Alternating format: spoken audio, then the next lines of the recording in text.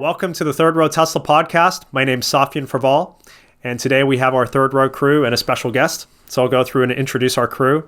So we have Viv Hantush. Hey, guys. And then we've got Kristen, K10. Hey. And then we got Omar Kazi, Tesla Truth, Steve Jobs. Boom. And we got Vincent Yu from Testmanian. Hi.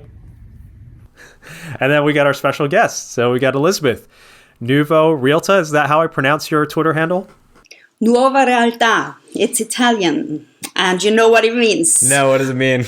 The new reality. New reality. Hi. I'm I like that. thrilled to be with you, famous guys. No, you're famous too. Yeah, No. true. So yeah, today we're going to talk about Tesla service and just different aspects of the service and maybe touch on some news and some other things. You've actually taken your car for service or not, Elisabeth? Well, I had one issue after delivery. That was that my car didn't update the software. So it came with all the software, and then I waited, and you know how excited you are to get the new software, and nothing came. And I tried all the tricks that you get on Twitter, like pressing the software update button many times. Like some said you have to press it 4 times and then it will come. 5 times. I heard it's like 15 times. You have to keep tapping 15. 420 times, I think. No, I think the latest on that was that it doesn't do anything, but it just makes people feel like they're doing something. Yeah. Yeah. It doesn't work. That's Yeah. what I think it is. I think people found if you just go into that screen, that advanced screen, it checks to see if there's an update. If your car if it's on notice for getting an update, then you'll receive it. But otherwise, you just got to be patient. I don't know. It seems to be VIN related in terms of software updates. Yes, I think that's what it really is.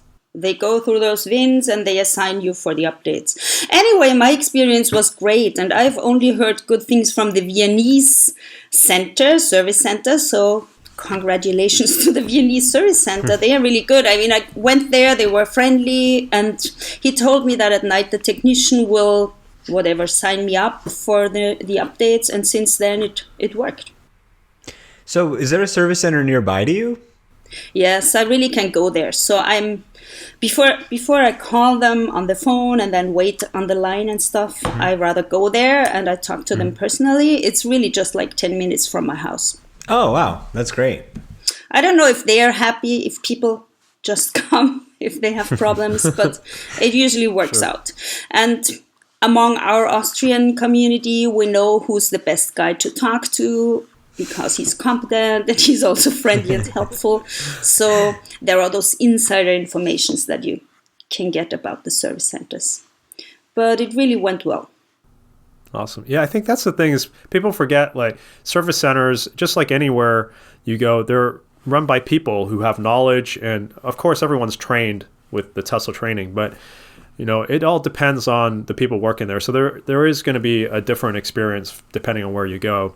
I mean, that's what I'd like to see. I'd like to see Tesla have more the standard experience is exceptional. Consistency. Mm-hmm. Exactly. Everywhere you go should be an exceptional experience. Just like I've had really exceptional experiences at my Santa Barbara service center, but that's not the norm for everybody. So Yeah, I've got a Torrance service center, pretty close to my house. I think it's 5-10 minutes away. So if you're in that kind of situation, everyone is super nice there, especially the smaller town service centers. They're super nice, super great. They'll help you with anything. The bigger issue is like that I've heard from people who tend to be unhappy is like, hey, there's a nearest Tesla service center to my house is 2 hours away.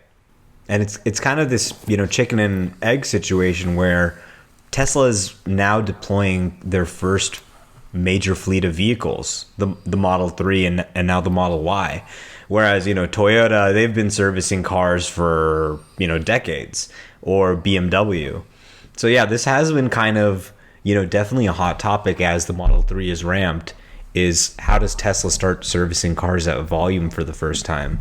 And it's pretty interesting to see what they've done. It's a hard problem. Well, some of the cool things that I love is Tesla service, they try to be proactive. So, there's a lot of diagnostic in the software it can make you aware of things and even notify a service center of parts orders and things. So even by the time, if you have to go in for a service in the rare instance that you do, all your parts can be ordered ahead of time, and also they know what they're working on. So, and having the app and being able to schedule service appointments with the app, I don't think anybody else does that, right? Definitely not. So, I mean, all of us have had some experiences with service. It's funny, Viv, she had a bit of an experience when I lent her my car when she was here. So maybe you could tell us a little story about that. Well, yeah, I wanted to go to Joshua Tree that day. And so I started off in Hawthorne, just supercharged. And I thought, well, I'm going to go to Joshua Tree. So I was well on my way. I think I was out of LA already. And then suddenly there was this pop-up saying like 12-volt battery disconnected, car might not restart or something like that. And I was like, shit. I think literally the first thing I did was calling you. And I tried really hard not to panic, but I thought like, shit, I just ruined this car. No, it was fine. Yeah. The thing is, I didn't know what to do. So I thought initially, like, fuck. Something I did led to the 12-volt battery being dead. And I was like, holy shit. But the good thing is, like, you called the service center that was, I think, half an hour away or something. And they serviced it in, I think, an hour. But yeah. I think Wow. it would have taken like 15 minutes if they weren't on lunch break when I came in. So they were really nice, and it didn't take long at all, and explained everything super well. And yeah, so that was a really great experience. But Yeah. it did freak me out a little at the beginning. But Totally. Yeah, because these cars aren't just, they're not like a regular car. I mean, they're computers with wheels, basically. But the cool thing was able to tell you what the problem was. You're all like, why is my car not going properly or something? It's just actually telling you this is what you need to do. And we were able to take it in, and thankfully they were able to service it. But then you also have these mobile rangers, right, that can come out and do things. And I've had a ranger come to my house. I live pretty far away from the service center, which is in Santa Barbara. Santa Barbara is my local service center, but I actually live 90 miles north of there.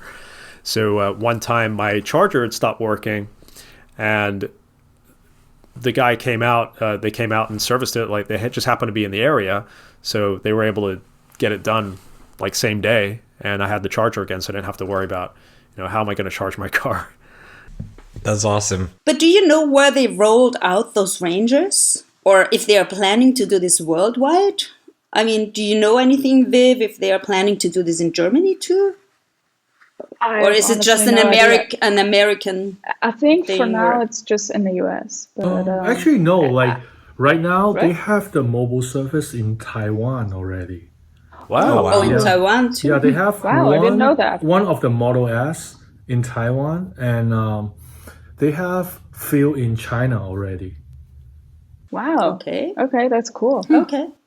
I mean, I think the idea for mobile service is just anywhere where you need more service centers and it takes time to build a service center, throw in a mobile ranger, Right, because a lot of things you don't need to actually physically take your car in. They can be done. And just like with Elisabeth saying, you can do things remotely as well without even having to go in, without sending anybody. You can do all this remote diagnostic, and maybe it is just software issues. But that's the cool thing about these cars. There's really nothing else like it today. But yeah, certainly things can be improved, right? Yeah, I mean, it's interesting. They're just kind of at a disadvantage. At the Elon interview, Elon was talking about how all these legacy auto companies, they're making most of their money, most of their profit on service. From the services, yeah. Yeah, exactly. From selling car parts, from doing repairs on their fleet. So, Tesla doesn't have that advantage, and they don't, if you're going to look at the number of service centers, the number of dealerships, Toyota, Volkswagen, they're going to win because they've just been around longer. You can probably find a service center closer to you than Tesla. They're still ramping up their service centers. It's interesting how Tesla's tried to combat that and say, okay, well, what can we do to really make the experience better, even though we're still building up our service center base? And you've seen them really use technology. Things like ordering your service in the app, paying through the app. The other guys can't do that because the car company and the dealership are actually a separate company. But Tesla can do that really well. And I had a thing where my car was only charging to 32 amps out of 48. So I made a Tesla service appointment and I said, hey, my car's only charging to 32 amps. And when I got there, they said, oh, you know what? We've already diagnosed the issue remotely. Before you even brought the car in, great. We started looking at the issue. That's and by the time great, you brought it in here, we're ready to go do the replacement and you're on your way.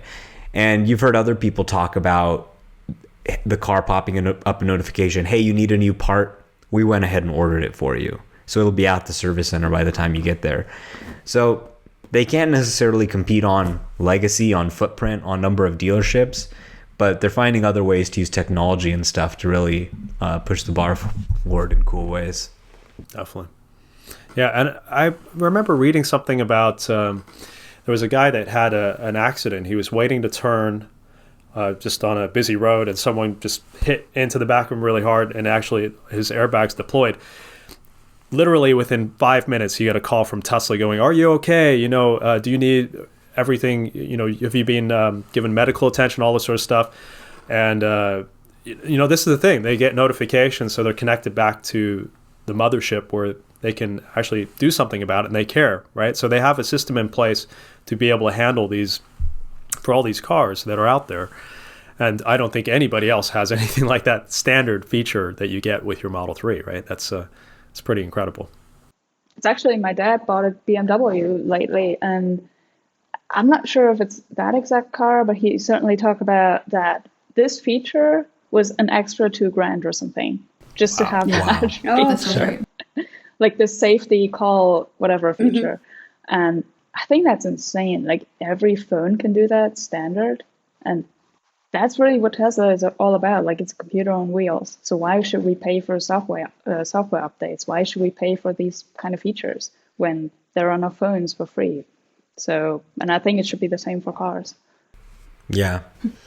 It's so true. Just taking a software up approach, like all the little things. Like I love how when I take it to service in the app, it goes, your car will be ready at this time.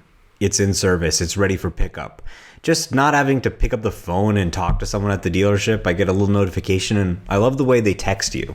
That's also great too. Texts are great, giving you status updates. And then they recently moved to paperless documentation too, so you can authorize everything with your electronic signature on your phone. You don't have to worry about signing any paper. I think that was one of the optimizations they did last year.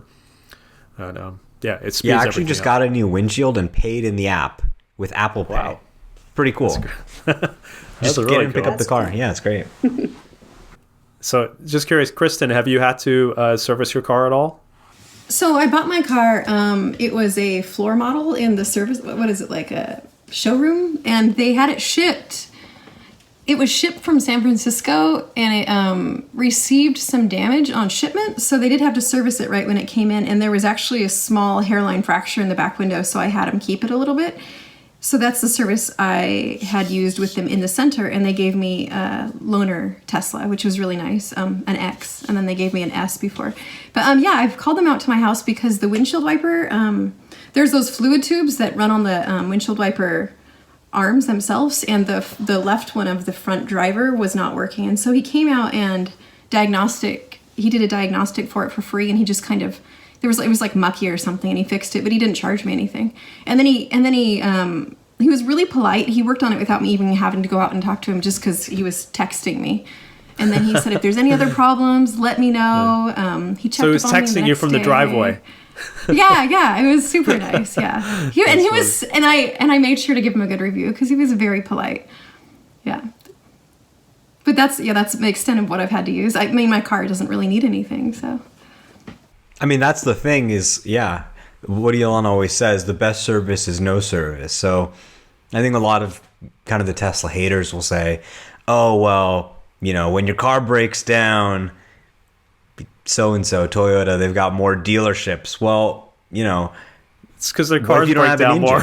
Yeah, exactly. If you don't have an engine, if you don't have parts that can break down, theoretically, the best service is no service. You don't need as much service in the first place. And I've driven my Model 3 51,000 miles now. Never has there been a situation where the car doesn't go where I need it to go.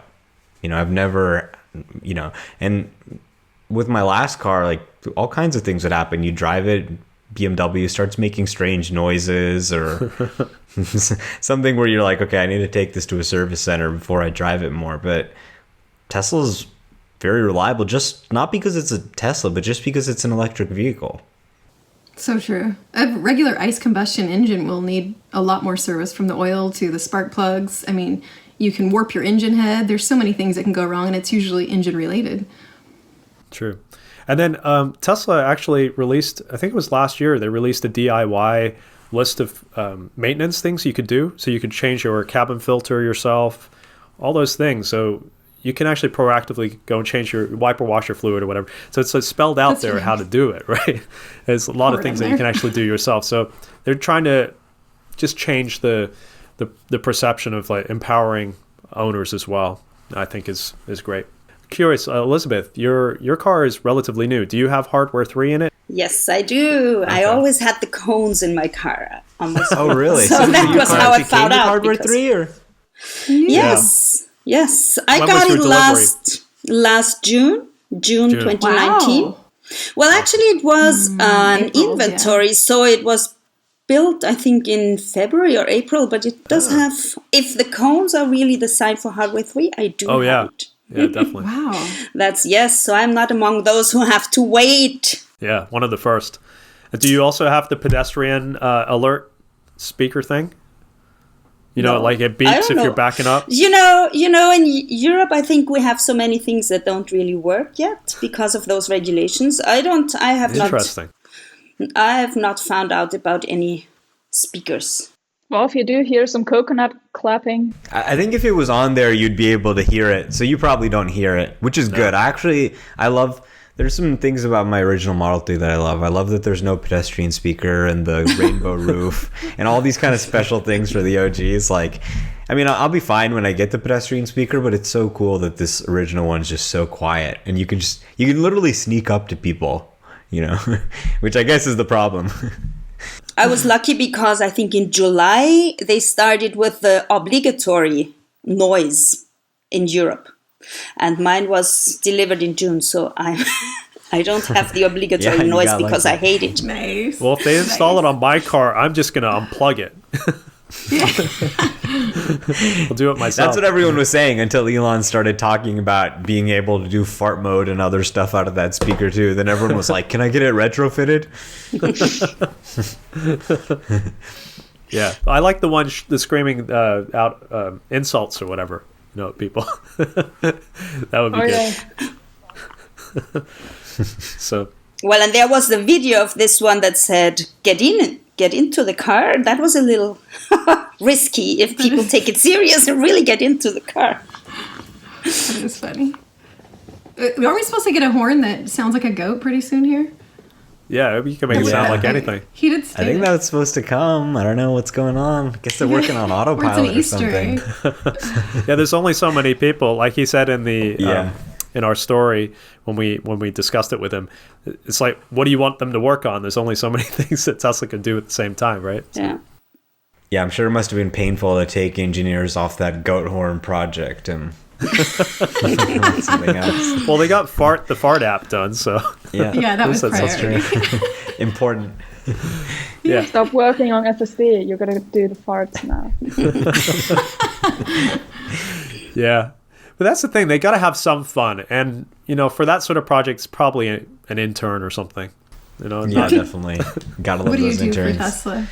Yeah, interns are the best. I think service is kind of a more controversial thing than anything else, because with everything else, it's kind of like, okay, Tesla's just dominating. It's not even close. But there's definitely been, some controversy about service. I know, some of the anti-Tesla people are, trying to make a big deal about service. Do you think that, there's really anything there? Have you guys had any bad experiences? Do you guys see any areas where you think they could improve, or do you think it's more just like kind of people making a commotion about nothing, or how do you guys kind of see it, taking kind of a more critical view to the service experience? I think humans are variables that you cannot always predict, and there's going to be a rotten person, maybe randomly at some service center in the world, but most of them, my service center has been exceptional. And the people are always looking for the right information. Like, if you talk to them, they want to know what's right. So, Yeah. Yeah. I mean, yeah, I've had Teslas I'm on my 5th one right now, right? So I've had a very early model where a lot of stuff went wrong with it. But I was really lucky in terms of like the service center that I went to, the people that gave me exceptional service. It was consistent. And then I moved, that was down in Van Nuys, and they gave me great service. And then when I moved up here at Santa Barbara, guys, they're amazing. So yeah, I've been really lucky in that regard, but I have heard stories of other service centers. And I think that, you know, like you were saying, there's different people in different locations.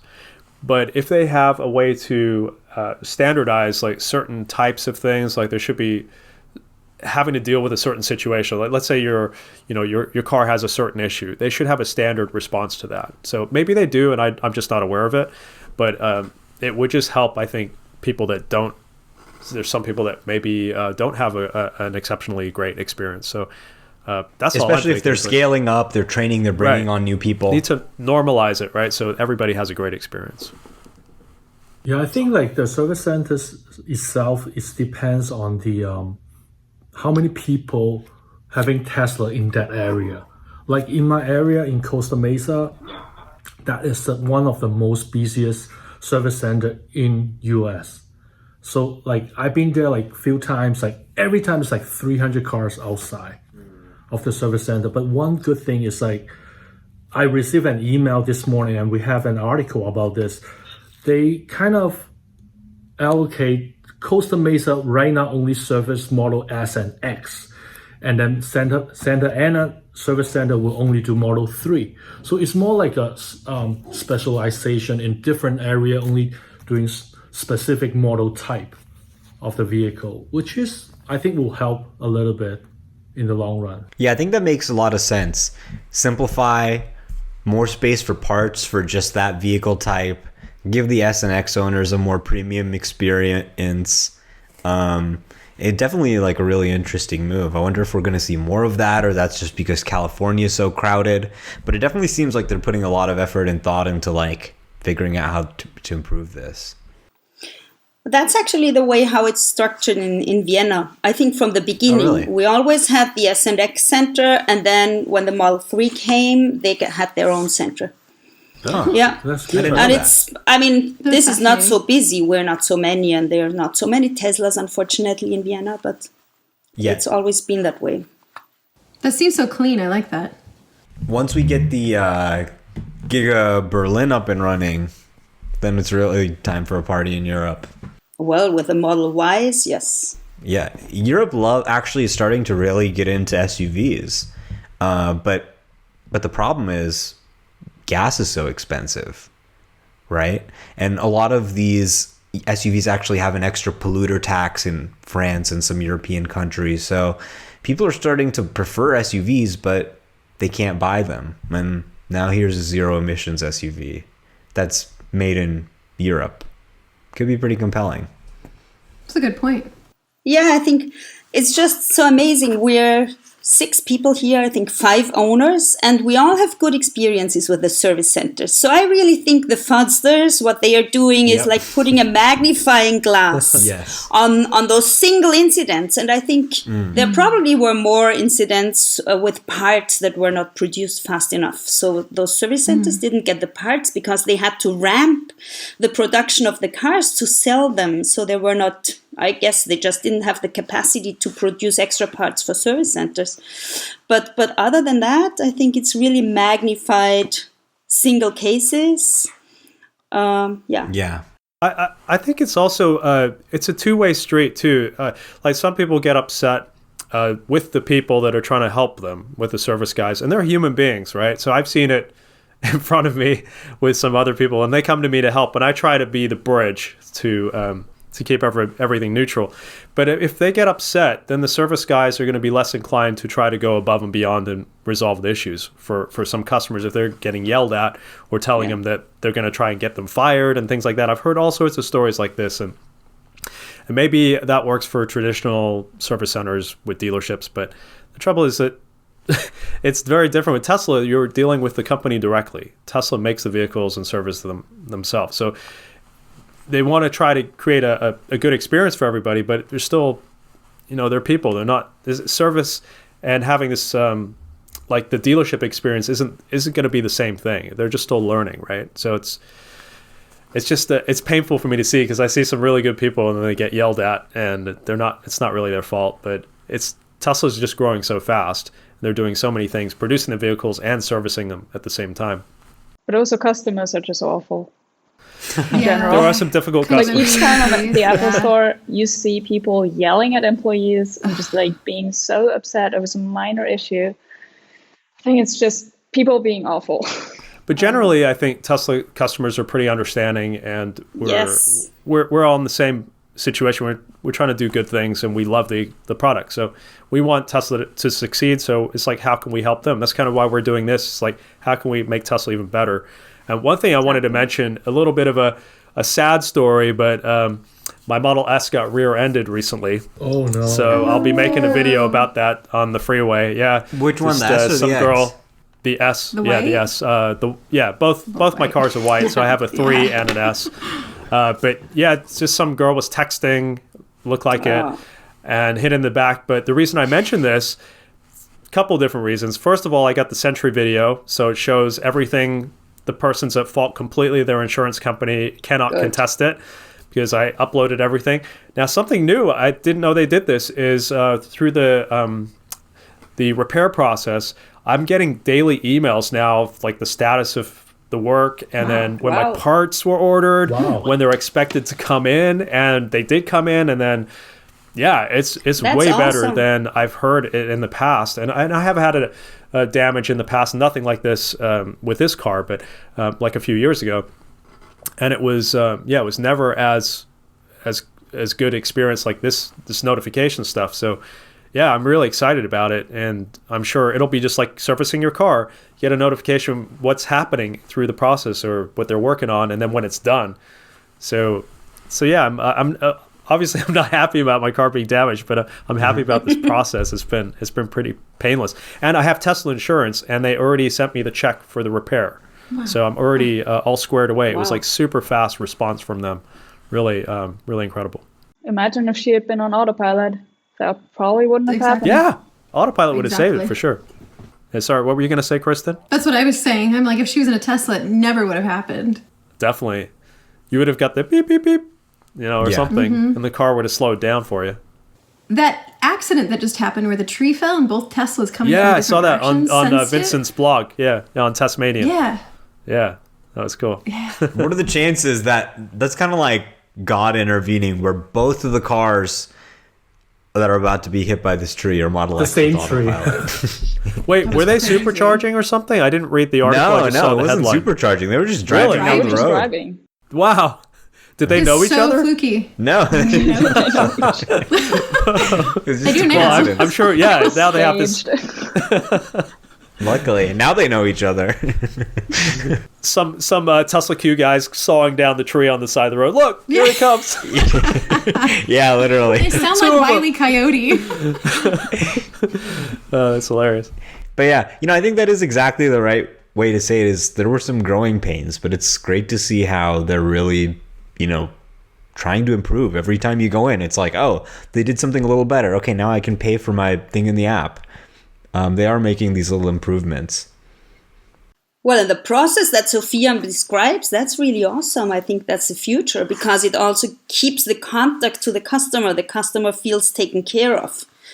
It's not, you leave your car there and then you don't hear for days or weeks.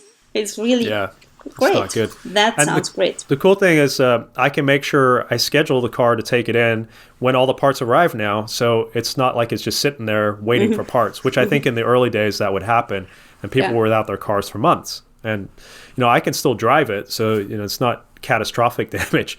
But it's kind of annoying, having this big dent in the back of it. But but it'll be repaired and beautiful, good as new soon.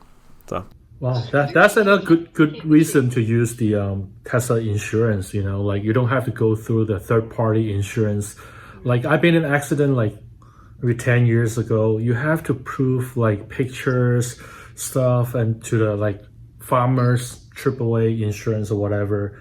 With Tesla insurance, it's so much easier right now. Dude, amazing.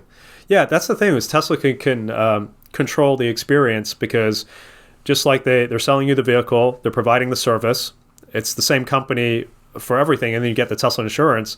Now you're in the ecosystem, and they can make sure you have a great experience. So the potential there for getting even better, Tesla can control all of that. And you can't do that with any other company, any other car. So you literally just call Tesla insurance about the accident and that's it?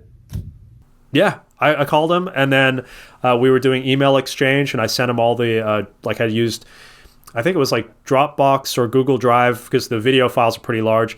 And I've noticed a lot of these legacy companies, they have trouble with that. With my old insurance company, I couldn't send them like these large videos files. I'm just like, how do you, this should be a standard thing. Like you surely, like there's people with dash cam footage these days that have to upload it. Sorry, we can't access Dropbox or we can't access Google Drive. I was like, what are you talking about?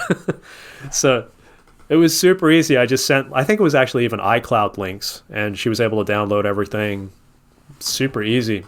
And she dealt with the other insurance company. I didn't even talk to them, and everything was resolved. So that's great to know. What states have insurance? Is it just California? Just California Texas, right New now. York? Just California. But we're moving out to New York and Texas possibly next. Is that what it is? I think Texas is. So Elon said it's going to be an order of. We're just going to go for population, right? The states with the that are the most populated. Texas is the most populated, so that's where that clue came from. Yeah. Does Tesla still have an issue servicing Tesla in Texas? I remember there was a bill that was supposed to help. They're not hospitable to Tesla in Texas. They obviously are a huge oil producing state. That's a big part of their economy. So obviously those kind of business relationships, they have political implications. And I think that's a big reason why we might see a Gigafactory in Austin is Elon is thinking, let's start winning over these political people, and let's actually build a Gigafactory in Austin, try and get our dealerships there, try and get our service centers there. It's the number 2 most populated state, and try and resolve kind of these regulatory bottlenecks. I think that's a big part of when they do Gigafactories anywhere. They think about the political implications and, where they want to do business. He goes right into the heart of it. It's like he just dives right into China, dives right into Berlin, Germany, dives into Texas. Yeah, it's like he's not kind of safe. He's just like into it. They're all really great strategic locations. Yes. Texas would be great because, like, with the Starship site being in Boca Chica, like he could manufacture the steel, which is for Cybertruck the same, and for Starship in the same factory. That would be so good. Yeah. And I think there's such a cool just marketing angle to that. Like, yeah, made out of the same steel as the Starship. There's Amazing. where we're making the Starship over there, and there's where we're making the cars and batteries over there. Yeah, it simplifies everything, reduces cost, and yeah, excellent. So, Elisabeth, are you going to get a Cybertruck as well? Did you order one? You know how narrow the streets in Vienna are? No, I did not order one. I'm happy with my Model 3, and I hope it will be a robo-taxi one day and not too far away. Awesome. So that's what I'm doing. But no Cybertruck for me, no. It looks huge. It does look huge. It is huge. It is huge. I don't care. I still ordered one. How are the streets in Germany, Viv? For the you're going to move to California to drive the Cybertruck, right? I'm not going to take delivery in Germany. Yes, so that's what I think. I'm going to drive my Cybertruck in California. Yeah, well, maybe once when I'm moving to Hawaii, which is my plan, then I'll take one. There we go. Very nice. But I like my Model 3 too. Everyone's talking about Model Y, Cybertruck. Some people are saying people aren't going to buy the Model 3. It's like, hey, I'm not going to buy a Model Y. I like the Model 3. Yeah, me too. Yes, me too. I mean, I'm getting the Model Y. it's a sedan. It's got better acceleration. It's got better range. You can buy one, Today. Yeah, you can buy one today. That's a big deal. No, it's so cool. It's such a cool car. I really love my Model 3. Yeah. Is yours red? Is that what color is yours? Mine is midnight silver, but it will get wrapped soon. I want to wrap it in titanium. Ooh, That nice. similar to that color that the Model S had. They had it for the Model S for a certain time, but they didn't produce it anymore. It's like a little goldish, a very light brown, beige. I'm talking champagne, something like that. Yeah, it's a beautiful So, color. I yes. love that one. Didn't you have that color, Sophie? I had the original earth brown. That was more brown. The brown, yeah. Brown. Yeah. Yeah, No, my wife Yours doesn't is like that champagne color. brown, more classy. I want Yeah. champagne, yes. Earth champagne. I call it champagne, actually, but then people told me it's titanium, so that's what want to go for. You know this actress that used to play Catwoman. She has a brown, like that titanium colored Tesla. I bumped into her one day at a restaurant, and yeah, she's really cool. But she has that color that you love. Yeah, I they know a don't few make it people anymore. here in Austria who have this. So, Elizabeth, how did you find the learning curve when you got your Model 3? My personal learning curve, oh, it was so easy. I mean, I had a great instructor that was Sophia. Yeah, this is actually a really interesting point. My very first drive in the Model 3 was Sophia's Model 3, and he was a great instructor. I mean, he was very trusting. He let me try it out the first ride in the curvy streets in his area. Yeah. And first he demonstrated several things, and that was great. I think that's the best way to learn. From somebody who knows how to use the car, and then try it out yourself, and you can ask a few questions, and then it's so easy. I also find it so intuitive to use it. We did a video of Autopilot. Remember, there were a few interventions back then. That was actually a long time ago. Now I can do the same street with 0 interventions. I mean, Yes, you okay. can see the progress of Autopilot. And also you have hardware 3 now. Well, you came with your car. I had hardware 2.5 at that time. Okay. So And you see the difference between those. Yeah, I mean, I'm sure, you try it out on twisty roads as well? I use Autopilot maybe 95% on the freeways and 75% on regular streets. And even in the city, I mean, we have larger city streets.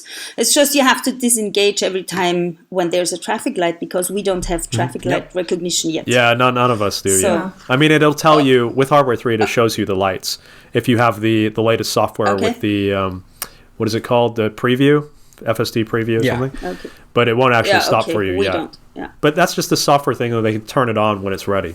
Yeah. Yeah. No, I love Autopilot. It's great. That's great to hear that, because I'm the same way. I barely drive anywhere anymore manually. I'm always on autopilot. It's such an automatic thing. Ding, ding. But it's actually a really interesting point That's that you're autopilot. bringing up, and why I asked you about your learning curve is, we talk about, the windshield or our wipers or something where it's like a hardware issue. That's where we, as kind of hardcore Tesla enthusiasts, we know everything there is to know about Tesla, right? So we're going to bring it in if we have a service center. And in some cases, we might know more about the issue than the actual technician, But you look at your actual, random person who buys a Tesla. What did Elon say is the number one reason people Autopilot. bring it into the service center? How do I turn on autopilot? Right? So maybe, some of these experiences with service, people are kind of used to, okay, if I have an issue with my car, I need to learn how to use it. I go to the dealership and the dealership will explain it to me.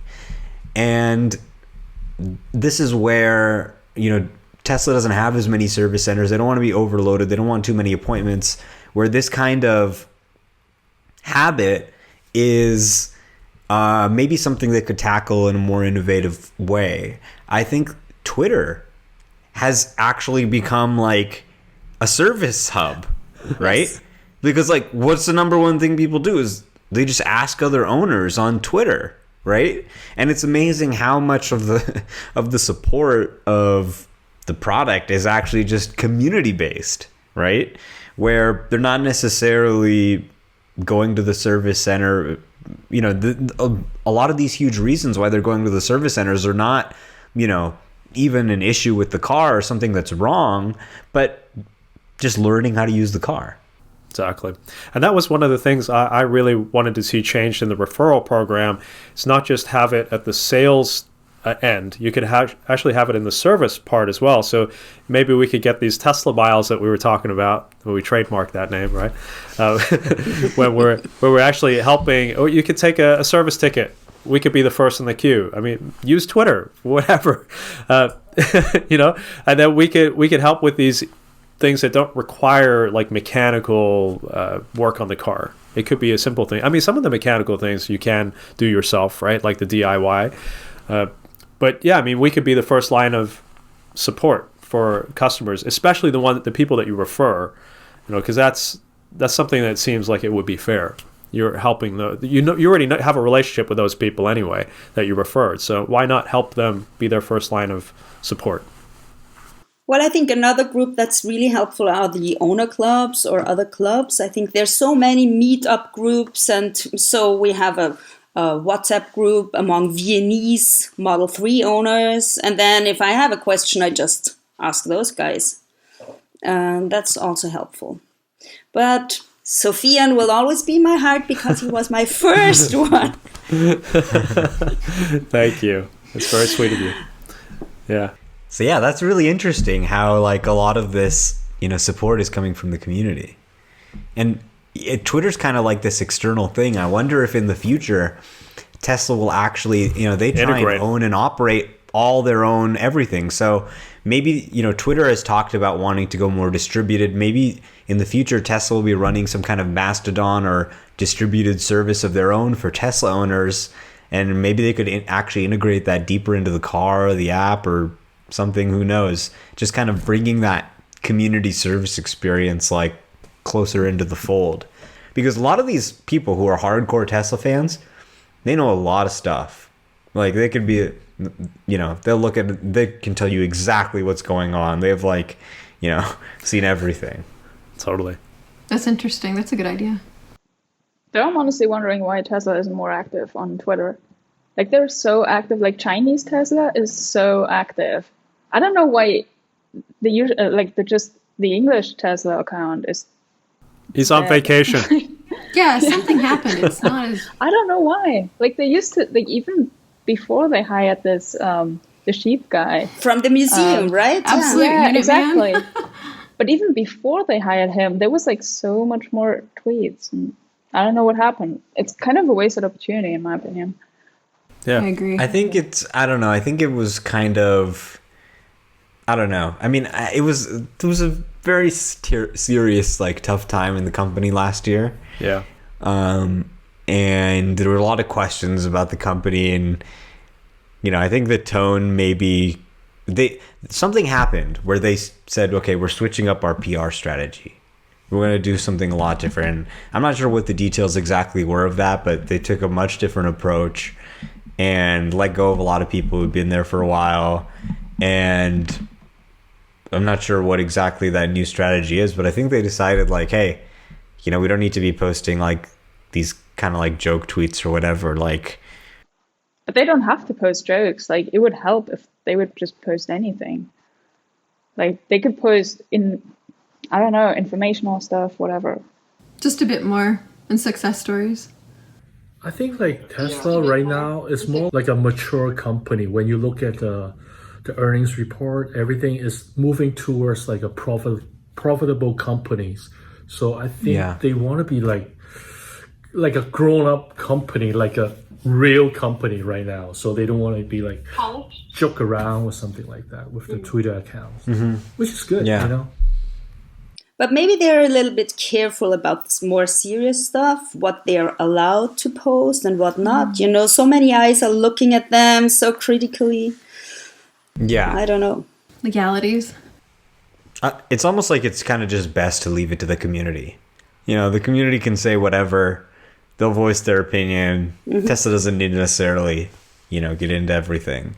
And the community, the Tesla Twitter community is very active. Like they will scour the internet. They will find everything, you know. Well, they found the location That of could be the, wrong. you know, when at the shareholder meeting, he posted that's the Berlin saying this is the Berlin. proposed location. Someone actually found that where the picture was taken. Really? Yeah. And someone posted a video about that. It's like, these are hardcore fans, you know, so you can't get anything over them. Yeah, the community is really amazing. Well, for me, it's always the story how I got to know about Tesla and how I got to know about Elon and how I got so excited about all of that. And how I activated my Twitter account. Well, I'm one of those accounts that was like a resting account, a sleeping beauty account since 2011. Nice. And then when I started to learn about Tesla first, I saw those beautiful Model S's. I loved them. And then I learned about Elon and I read the biography. And then I got so excited about Elon and he was so fascinating. And I read he's on Twitter. And then I started to use my Twitter account and it got a purpose. And that was only, I think, in summer 2018. So, yeah. And that was how I met all those people.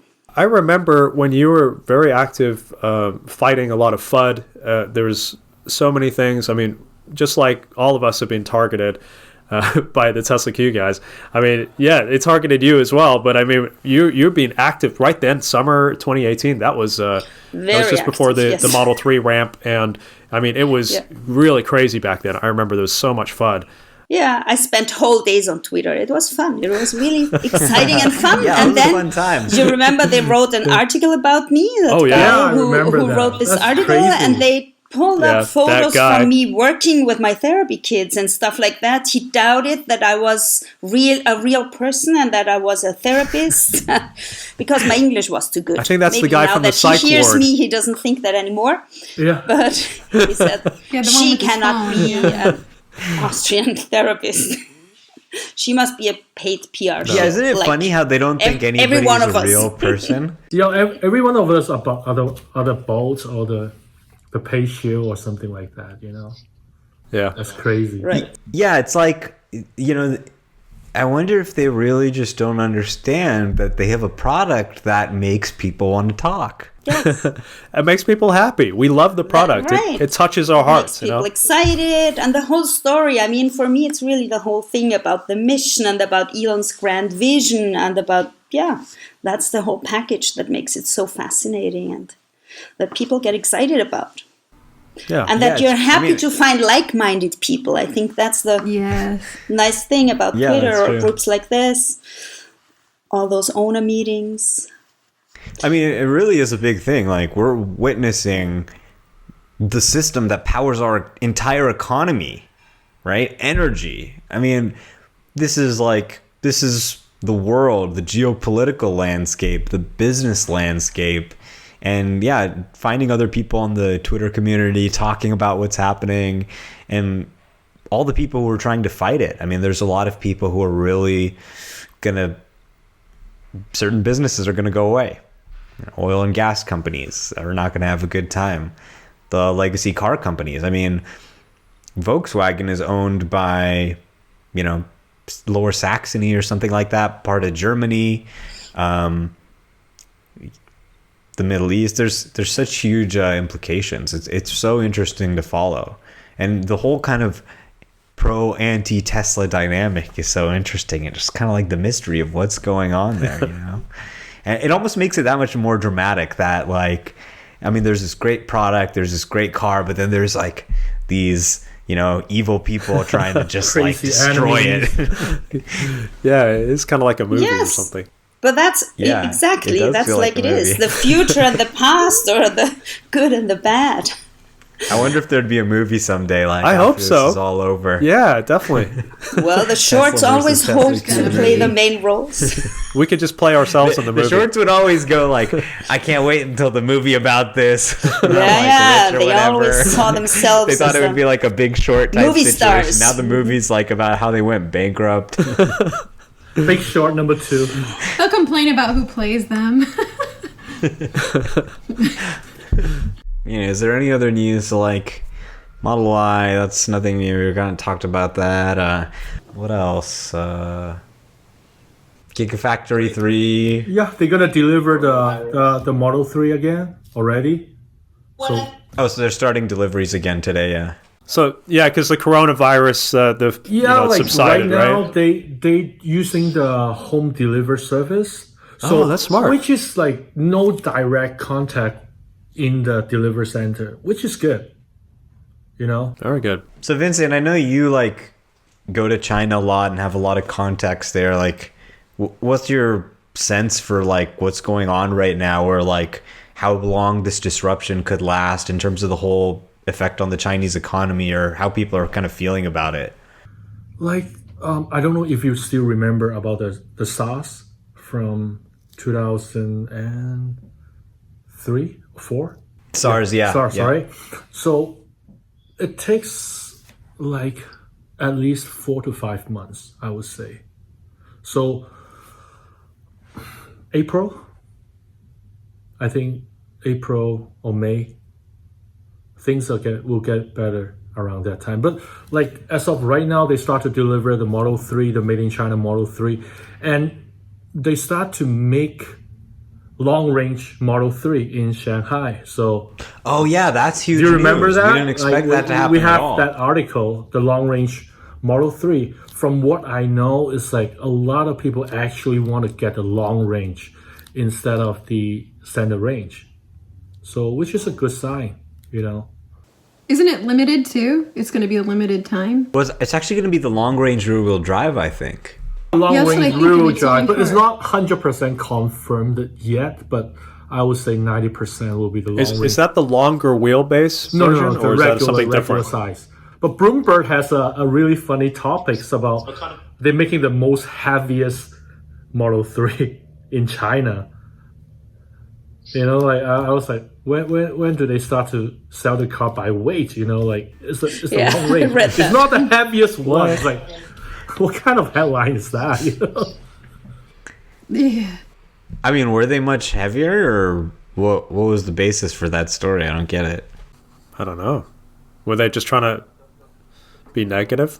No, it's just like, Is it actually heavier or what? it is heavier.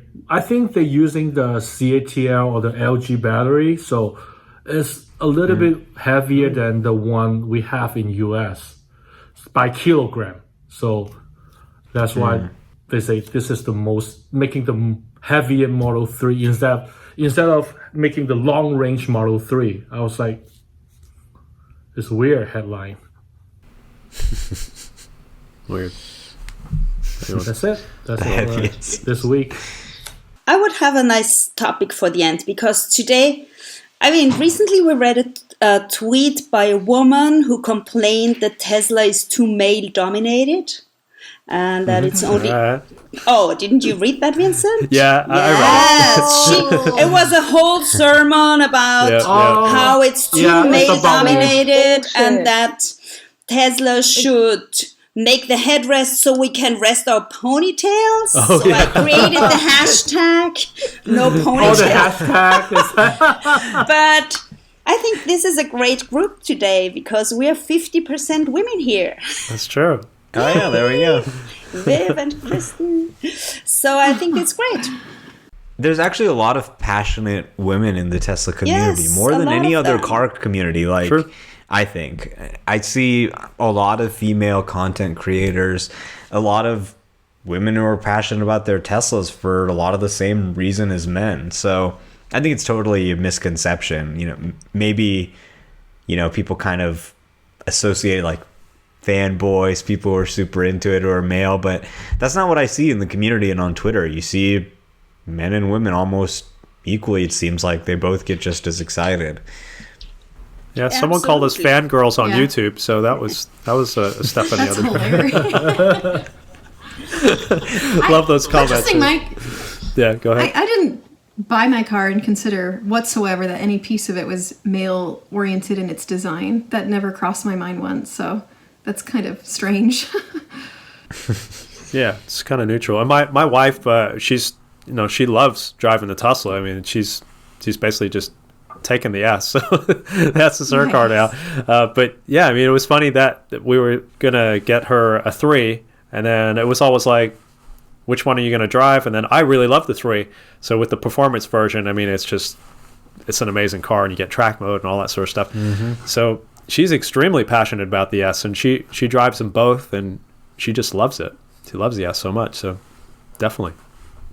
And what about you, Viv? I know you love driving. You pretty much, you could have just, I should have got a dream case for my car. You would have just stayed in the car. Next time in Joshua. I'm just gonna, maybe when I move to California, I don't need to get a house right away. I can just buy a Tesla and live in the Tesla. Exactly. Well, I've seen guys camper on YouTube mode. do that. Yeah, Yep. exactly. Like I think a guy who's living in his ex. Yeah. Just get a YMCA membership. Exactly, Elon style. That's true. Do it like Elon. But yeah, I mean, I've never been like a car person in that sense. Like I'm not someone who's like getting excited about some Audi or BMW. Like a car is mostly just to get from point A to point B, right? But Tesla is really like the first company that really excites me and that really gets me like so stoked about the future of the company, about the product itself. I just love driving it. And before I was like, okay, yeah, sure, I'm going to drive wherever. But with the Tesla, I'm like, yeah, sure, I'm going to drive. And it's just such a big difference. I think it's like the new technology and everything has attracted a lot of women who wouldn't have been interested in cars for any reason before. Well, it's so easy to use. I mean, really, once you know how to use it, it's just so easy. Smooth. And just getting back to you did say you were going to Joshua Tree before that service visit, right?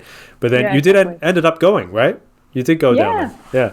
You had a great time. And it was amazing. Like, I don't think I drove there. Like, it was just an autopilot, and it was so beautiful. You don't remember driving there. Yeah, exactly. And, being on autopilot enabled me to just enjoy the landscape and just, look at the scenery. That's what I love doing. So that was great. beautiful. Yeah, I think that every morning when I'm going to work, too, and the ocean is just to my right, and I'm just looking at this beautiful ocean going, wow, my God. It's so amazing, just taking it all in. You can't do that in any other car. And for people who don't have autopilot, you do have to look at the road. You have to watch what's going on. But because the car is just handling the lane centering, you don't have to focus nearly as much attention on keeping the car in the center. And yeah, you can look around a little bit, safely. And that's one of the best parts. That and the music, the sound system and autopilot go very well together. Yeah. I love the seats too. I find the seats Comfy. so comfortable. Yeah. For some, I mean, it depends on how your body's built, maybe. But for my body, it's perfect. Well, the They're original, very adjustable. You've got the original Gen seats, Yeah. Omar, right? Because you've got the rear-wheel drive. So there is a slight difference in the new ones. So the one that you have, Elizabeth, is softer. The newer seats are softer. They're very soft, yes. Right. And they are white. And I like white my is old so seats beautiful. too. Yeah, the My firm old ones are not. I like them both. They're good. Which ones you got, No, I Vincent? want to try. You want to try? You have Well, an I have the original. older. Yeah. It's September 2018 build, so long range, real drive. Yeah, you should go into the showroom and just sit in one, and then Yeah. they can't Dangerous. swap them out. They definitely That's can true. swap them if you want to. Wait, so Elizabeth, you didn't need the ponytail hole? Or? No ponytail. So what do you... wow. Got the ponytail, no hole needed. Interesting. So what was the outcome of that tweet? The ponytail one. I What was don't the think outcome? There was much outcome. I mean, It just from what fizzled that- out, right? From that woman posted, she just wanted to post her opinion, I guess, or a message, some kind of. I just hate when women are like so generalizing. But it was not well accepted, not by women and not by men. So yes, was very generalizing, and it was not specific to Tesla. She could have written that to any other. She probably did the next day, went to Toyota. She's been saying like stuff like all women and Tesla needs to appeal to women. I'm like, well, I am a woman and I love Tesla. No, I don't need a hole in my headrest. What the fuck? Yeah. I think it was just one of those things where it was just like someone's opinion that was a little bit negative, and when they see someone's opinion that's negative, some random person's opinion, they'll just blow it up to the moon, You mean the Tesla Q guys? Is that right? Yeah. What you're talking about? Yeah. Yeah. I think that's just anything that looks what like it happens. could be negative, just make sure everybody sees it, you know? And it wasn't even her fault, you know? She's just some person who's tweeting. You know, everyone tweets their opinions, you know? It just so happens that certain people just get used as propaganda, and then it makes it look like, oh, it's not from us. Look, it's from some other person, you know? Yeah, they're very clever about. I learned this early on about twisting, convoluting things to make it look like to fit their narrative, right? Their negative outlook, and so unfortunately, we have to kind of be a little aware of that before we post things. But at the same time, it shouldn't stop us from speaking the truth and telling people what Tesla's all about. And yeah, there's always going to be some sort of issues, even if it's much less than any sort of gas car with a Tesla, because it's an electric car. But I mean, it's how Tesla resolves these things and how we as a community can step up to, make sure that the product that we love is going to keep being made and perpetuated. So yeah, we definitely play a role in this as much as anyone else.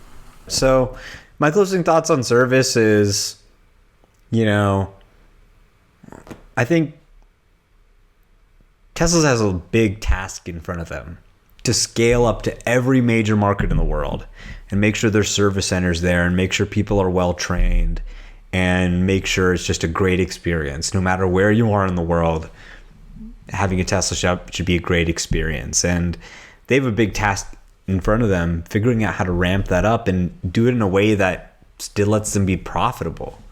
But I think that it looks very promising. The stuff they're doing with technology, they're not just trying to match the legacy auto service experience. They're trying to surpass it. They're trying to do way better. And some of these new tech things, ordering parts ahead of time before you even know you need them, paying and scheduling through the app, all these things. And just the way Tesla goes, above and beyond. You see even stories like that thing where the guy bought Autopilot from the dealership, or he thought it had Autopilot, the car he bought used from a dealership, and Tesla went ahead and just said, okay, here you go. Here's Autopilot and FSD, no extra charge. And they really care about making their customers happy. They do, and they pay attention. And so my only advice would be, number one, figure out maybe a better way to help people with those early issues, turning Autopilot on. There's Twitter, but some people don't go on Twitter.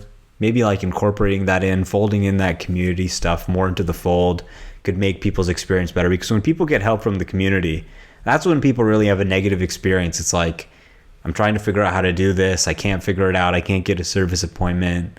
If I think everybody was on Twitter, most people are pretty happy they're able to figure out,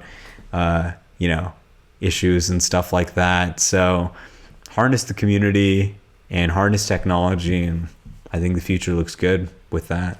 And most importantly, the best service is no service. Keep building electric cars with no engines that don't need to go to service in the first place. I think as Model 3 is ramping and also Model Y is coming online pretty soon, I think Tesla might need to have a little bit more service centers. I mean, the number of the service centers globally, and then it will meet the demand of the future vehicles on the road. So they're doing a pretty good job and have room to improve. Yeah, that's all my thought. Well, I think Tesla's always good for a surprise. I'm so impressed because they come up with new stuff all the time. So I think they will find innovative solutions that maybe we don't even think of today. So yeah, that's my thought on the service issues. And otherwise, I just want to thank you to have me here as a guest. I bought something for all of you, and Oh, you're so sweet. I hope that I can share those with you in real life.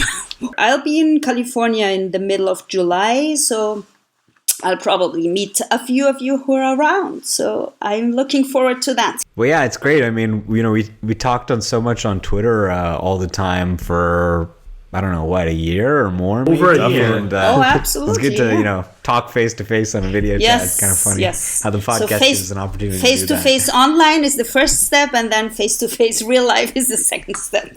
I mean, the Tesla community is actually like really close. All these people on Twitter interacting with each other, but a lot of us, haven't actually ever seen each other in real life. So it's kind of funny. Yeah, I think Tesla's actually, like, if you look at the timeline when they started really rolling out Model 3 and ramping it, and like that's just been a few years ago, like 1 or 2 years ago. So I think they've done a really good job at scaling service centers and rolling out the mobile service as well with the Rangers. And I think people should cut them some slack, honestly. I think there are issues, definitely, and they need to improve service in some areas, but I think they've been doing extremely well for a company that has still only started to really mass produce cars and mass service customers. So I think people should cut them some slack, and everyone at Tesla is really doing their best every day and putting in so much energy, and I think they're doing really well, and they're only going to get better. So yeah, and I think maybe what Omar mentioned about the tutorials or something, I mean, there are already some tutorials in your Tesla. Like there's this little platform where you can also watch YouTube and stuff. Yeah, exactly. And I think they could just add some more videos, some more tutorial type stuff. I don't know, but just use this platform, just use the car, so you don't have people calling service or walking into a service. I would just pop that up when there's a new profile created or you get in your car for the first time. If it just played those, that could really help if you set up an iPhone, you get a tour too. You don't have to take it, but they always, you get like 10 pop-ups. Hey, welcome to your new iPhone, or welcome to your new Mac. So I think something like that would be helpful, maybe. I was going to say, haven't the service centers been around only for like 3 to 5 years, right? They're not that new. I mean, they're not that old. And the problems I think that people are seeing are still precedental in the way that the service center is still trying to address it. So we see the legacy auto has years of the ability to address these problems, but Tesla is just a baby, and we have to give it time to sit there and adapt to it. And I would say that its service is way better than legacy auto. I mean, 1 out of every 3 people I usually talk to complain about legacy auto services, and I think we're like grasping at straws for some random precedental like problem with the Tesla service center. So I think they're leaps and bounds better than legacy auto with their service. Yeah, that's true. They might be like new and figuring things out, but I remember when I went to the BMW dealership, I was like waiting all the time, like just sitting there, and nobody's talking to me, nobody's telling me what's going on. They're just like, all right, wait, we're gonna get your car or something. And the Tesla people are so nice. They're like real people. It doesn't feel like you're talking to some company. It just feels like they're there to help you, and yeah, they're really good. It's good. It's good. They're good people. The issues are more like logistical than anything. Not with the people or anything like that. Yeah, very sincere, and I think most of them have cars, and they love their Teslas. There's a lot of authenticity and all that. Definitely. Yeah, and if the ones that don't have Teslas want Teslas, and these are the guys that are working on the cars, because I've been to plenty of dealerships when I had gas cars. They wouldn't touch one of their own cars for themselves. They wouldn't want to own one of their own cars because they know they have so many issues, right? So having a Tesla, it is definitely the best car you could possibly buy. But in terms of my service experience and my closing thoughts on that, I'd love to see, first of all, big thank you to all the guys at the service centers. Those guys have always gone above and beyond to me. Santa Barbara Service Center and Van Nuys when I used to live down in LA. Shout out to Torrance, great service center. Yeah, they're incredible.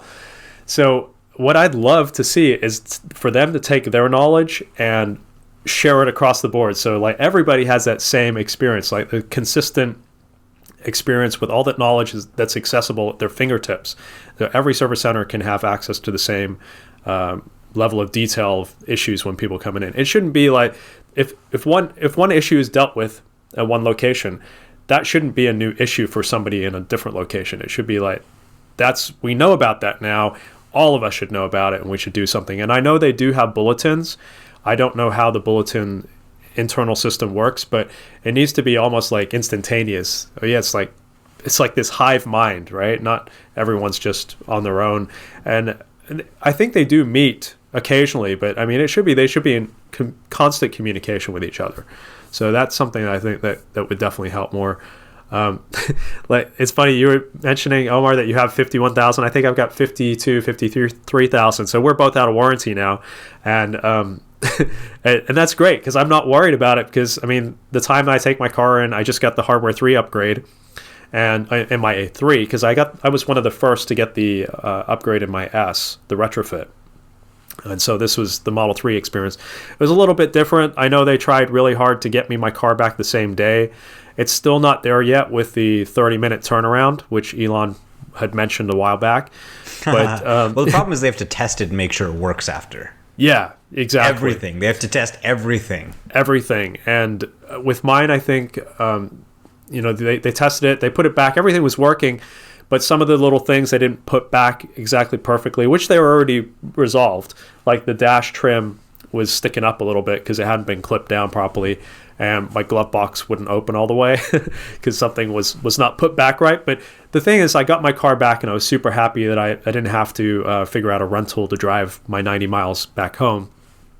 Or like now they give you Uber credit, but that wouldn't have been enough to cover the drive. So, I mean, they're definitely thinking above and beyond. Just, I mean, I don't know. Do other companies use Uber to give you credit so you can get around and stuff? I mean, that was one of the first things when one of my early Model S broke down back in it was like 2015 or something. They gave me Lyft credit back then. I mean, just so I could get to work. And then they took the car back. It was one of those common problems with the contactor failure, but they treated me like VIP even from the start, and that hasn't changed in my entire ownership. Having Teslas for like 5 years now. So yeah, I'm super happy about it, and it's only going to get better. So I'm excited for the future.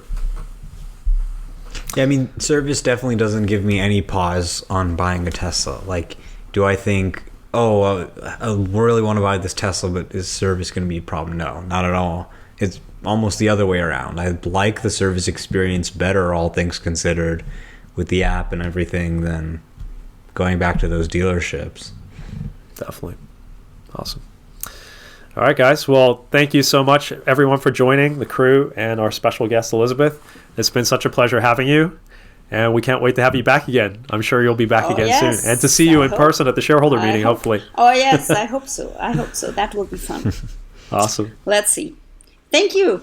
Have a good night. Thank you. Well, good day, good night.